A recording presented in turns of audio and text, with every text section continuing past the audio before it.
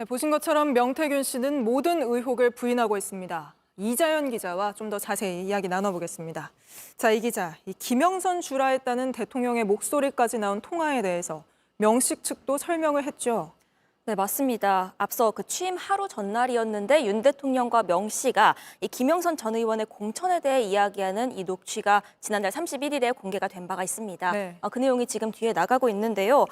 그런데 명 씨는 이 녹취에 대해서 그 뒤에 뭐 공천은 당이 알아서 한다 이런 내용의 대통령 발언이 더 있는데 그게 잘린 거다 이렇게 주장을 하기도 했습니다. 네. 그런데 이게 사실이라면 정말 뭐 그런 대화였다면 여기에 대해서 명태균 씨는 그럼 왜 평생 은혜를 갚겠다고 했냐 이런 질문이 이어졌습니다. 그런데 이 부분에 대한 명태균 씨의 주장 오늘 나왔는데 잠깐 들어보겠습니다.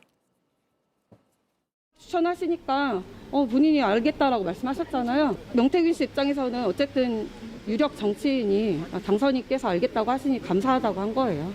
네.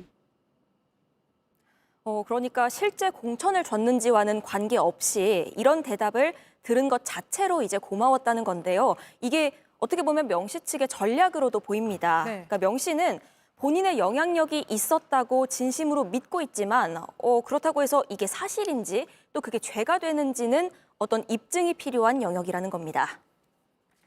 네, 공천 개입 의혹 말고도 어제 윤석열 대통령은 뭐 여론조사 조작 여부나 이런 부분에 대해서 강하게 부인을 했습니다. 명태균 씨 입장은 어땠습니까?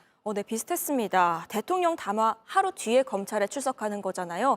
그런 만큼 여기에 맞춰서 입장을 정할 거다 이런 관측이 많았는데 네. 실제로 오늘 발언 보시면요. 공교롭게도 이 대부분이 어제 윤 대통령 해명과 이 결이 맞았습니다. 그 앞서 말씀드린 공천 개입 의혹뿐만이 아니라요. 그 여론조사에 대해서도 나 혼자 그 본인이 보려고 한 자체 조사였다 이렇게 설명을 했습니다. 네.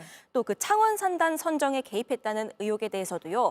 이게 누구의 어떤 개입에 의해서 이루어질 수 있는 사안이 아니라는 대통령의 해명에 동의한다는 취지로 설명을 했습니다. 대통령 부부와 명태균 씨가 언제 어떻게 만나게 된 건지 이 부분에 대해서는 뭐 명태균 씨 역시 명확한 해명을 내놓지 않고 있지 않습니까? 네, 맞습니다. 그런데 이 첫 만남에 대한 명태균 씨 측의 오늘 얘기 먼저 들어보겠습니다.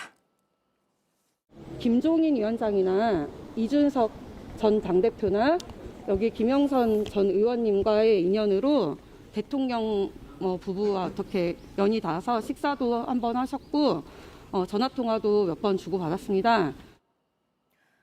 그런데 정작 명태균 씨 이 본인은요. 앞서 한 인터뷰에서 이렇게 얘기했습니다.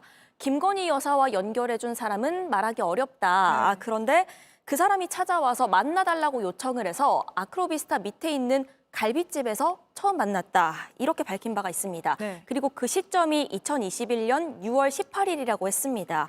그런데 여기에 대해서 어제 윤 대통령은요. 직접적인 설명은 하지 않았습니다. 그 앞서 대통령실이 2021년 7월 초에 그 국민의힘 인사를 통해서 처음 만났고 이 자택에서 2번 만났다고 설명한 게 전부입니다. 언제까지 인연을 이어갔는지도 명확치가 않은데요. 윤 대통령은 저한테 문자를 보냈을 수는 있지만 답을 안 했다는 취지로 말했고요. 다만 김 여사가 몇 차례 문자했다고 한다 이렇게만 얘기를 했습니다. 명 씨 역시도 오늘 들어가면서 그건 조사받고 나와서 입장을 말씀드리겠다라고 답변을 피했는데 이 앞서 나오면서 관련해 별다른 언급은 없었죠. 네. 이 누구 주선으로 언제부터 언제까지 어떻게 인연이 이어져 갔던 건지 이거 아직까지 명확치 않습니다. 알겠습니다. 이자연 기자와는 여기까지 이야기 나눠보겠습니다. JTBC 뉴스를 시청해 주셔서 고맙습니다. 저희는 저녁 6시 50분 뉴스룸에서 뵙겠습니다.